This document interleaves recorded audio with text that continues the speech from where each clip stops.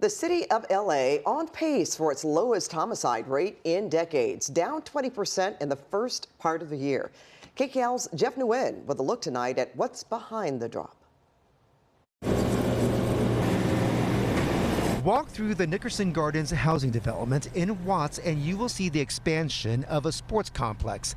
But Donnie Jubert says a more important foundation was framed here decades ago. I lost quite a few friends, 4 family members. He and his colleagues from the Watts Gang Task Force are former gang members who've turned their lives around by helping the next generation steer clear of street violence. He said, well, it looks like a cathedral. Take, for instance, this basketball court that Kobe Bryant's widow, Vanessa, renovated. It's home to the Summer Nights Lights program. This is where they could seek refuge here at this gym.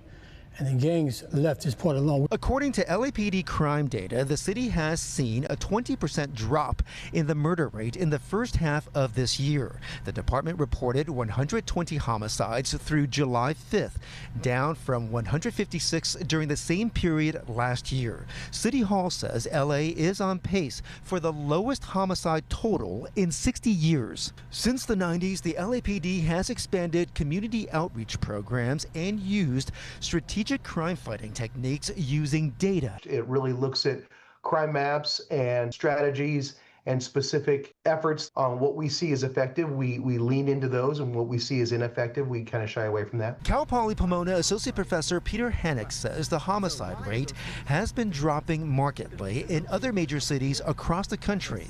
In the past, violent crime was linked to young people, but he says there's been a societal shift. Most kids have after-school activities.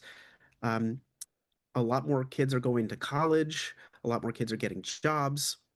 The unemployment rate is at historic lows. One major sign of progress in Watts is this shopping center that's anchored by major brands and a housing development surrounds it. What you won't find is vandalism. Through this right here, you hear more positive conversations going on, whether it's talking about getting a job, where it's talking about their baby, being able to go to school. For the task force, beating the odds is about creating opportunities. We help provide a lot of jobs for our summer youth. While the homicide rate is down, so is staffing at LAPD.